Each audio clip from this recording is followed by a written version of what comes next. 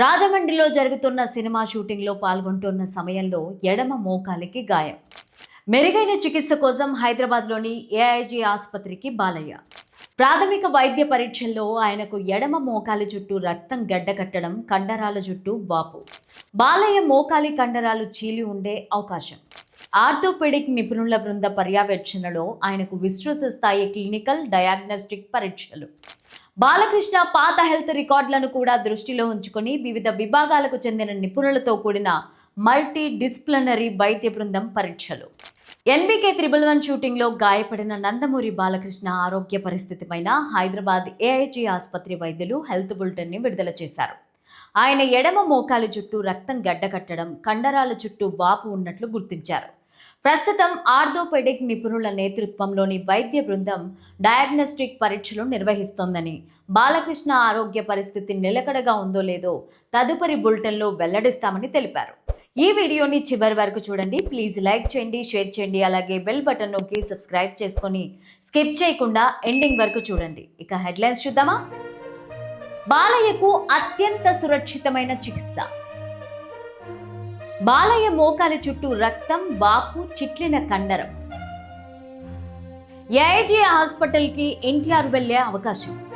ఇక స్టోరీలోకి వెళ్తే, నందమూరి బాలకృష్ణ గాయపడిన సంగతి తెలిసిందే. గోపీచంద్ మల్లేని దర్శకత్వంలో ఆయన హీరోగా నటిస్తున్న NBK 111 cinema shooting Kakinada port ఏరియాలో జరుగుతోంది. అక్కడ ఓ భారీ యాక్షన్ సీక్వెన్స్ చిత్రీకరిస్తుండగా ప్రమాదవశాత్తు బాలయ్య జారిపడ్డారు. ఆయన మోకాలికి స్వల్ప గాయమైంది. వెంటనే ఆయనను స్థానిక ఆసుపత్రిలో ప్రథమ చికిత్స అందించారు. అనంతరం మైనర్ సర్జరీ కోసం హైదరాబాద్ గచ్చిబౌలిలోని ఏఐజీ ఆసుపత్రికి తరలించారు. బాలకృష్ణ ఆరోగ్యం పైన ఏఐజీ ఆసుపత్రి డాక్టర్లు తాజాగా ఒక కీలక ప్రకటన విడుదల చేశారు. నందమూరి బాలకృష్ణ గారు రాజమండ్రిలో జరుగుతున్న సినిమా షూటింగ్లో పాల్గొంటున్న సమయంలో ఎడమ మోకాలికి గాయమైంది. వెంటనే ఆయనను స్థానిక ఆసుపత్రిలో ప్రాథమిక చికిత్స అందించారు. అనంతరం ప్రత్యేక వైద్య పరీక్షలు, మెరుగైన చికిత్స కోసం హైదరాబాద్లోని ఏఐజీ ఆసుపత్రికి తీసుకొచ్చారు. ప్రాథమిక వైద్య పరీక్షల్లో ఆయనకు ఎడమ మోకాలి చుట్టూ రక్తం గడ్డకట్టడం, కండరాల చుట్టూ వాపు కనిపించాయి. దీంతో ఆ ప్రాంతంలో కండరాలు చిట్లి ఉండే అవకాశం ఉందని వైద్యులు భావిస్తున్నారు. ప్రస్తుతం ఆర్థోపెడిక్ నిపుణుల బృందం పర్యవేక్షణలో ఆయనకు విస్తృత స్థాయిలో క్లినికల్ డయాగ్నోస్టిక్ పరీక్షలు నిర్వహిస్తున్నారు. బాలకృష్ణ పాత హెల్త్ రికార్డులను కూడా దృష్టిలో ఉంచుకొని వివిధ విభాగాలకు చెందిన నిపుణులతో కూడిన మల్టీ డిసిప్లినరీ వైద్య బృందం ఆయన ఆరోగ్య పరిస్థితిని సమీక్షిస్తోంది.